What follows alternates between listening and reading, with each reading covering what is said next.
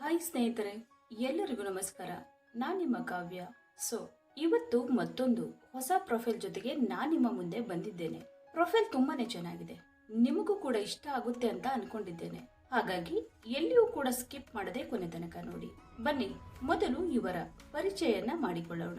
ಇವರ ವೈಯಕ್ತಿಕ ಪರಿಚಯ: ಹೆಸರು ಭಾವನಾ, ಊರು ಹಾಸನ, ವಯಸ್ಸು 34 ವರ್ಷ ತುಂಬಿದೆ, ಜಾತಿ ಲಿಂಗಾಯತ, ಸಮಸ್ಯೆ ಎರಡನೇ ಮದುವೆ ಆಗಬೇಕು, ತಂದೆ ರವಿಕುಮಾರ, ತಾಯಿ ದೇವಿಕಾ, ಮೈ ಬಣ್ಣ ಗೋಧಿ ಬಣ್ಣ, ವಿದ್ಯಾರ್ಹತೆ ಶಿಕ್ಷಕಿಯಾಗಿದ್ದೇನೆ.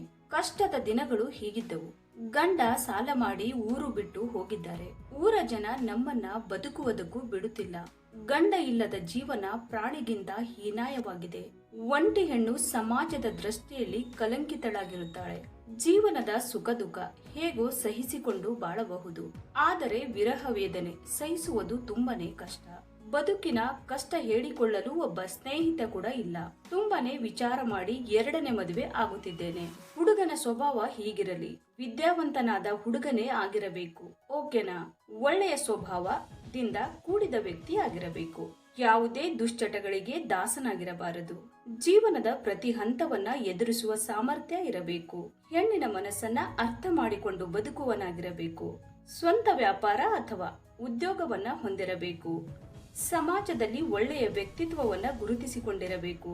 ನನ್ನ ಅನಿಸಿಕೆ ನಿಮಗೆ ಇಷ್ಟ ಆದಲ್ಲಿ ಕಮೆಂಟ್ ಮಾಡಿ ತಿಳಿಸಿ. ಕಹಿಯಾದರೂ ಸತ್ಯವಾದ ಪ್ರಕೃತಿಯ 3 ನಿಯಮಗಳು.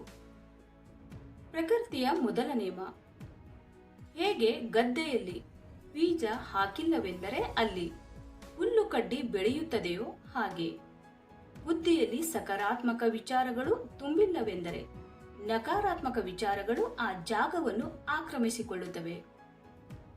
ಪ್ರಕೃತಿಯ ಎರಡನೇ ನಿಯಮ: ಯಾರ ಬಳಿ ಏನಿರುತ್ತದೆಯೋ ಅದನ್ನೇ ಇತರರಿಗೆ ನೀಡುತ್ತಾರೆ.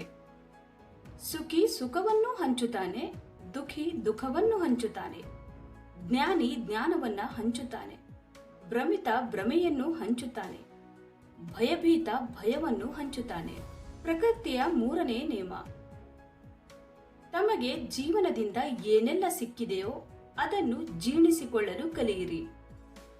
ಏಕೆಂದರೆ ಭೋಜನ ಜೀರ್ಣವಾಗದೇ ಇದ್ದರೆ ರೋಗ ಹೆಚ್ಚುತ್ತದೆ, ಪ್ರಶಂಸೆ ಜೀರ್ಣವಾಗದಿದ್ದರೆ ಅಹಂಕಾರ ಹೆಚ್ಚುತ್ತದೆ, ನಿಂದನೆ ಜೀರ್ಣವಾಗದಿದ್ದರೆ ಶತ್ರುತ್ವ ಹೆಚ್ಚುತ್ತದೆ, ದುಃಖ ಜೀರ್ಣವಾಗದಿದ್ದರೆ ನಿರಾಸೆ ಹೆಚ್ಚುತ್ತದೆ.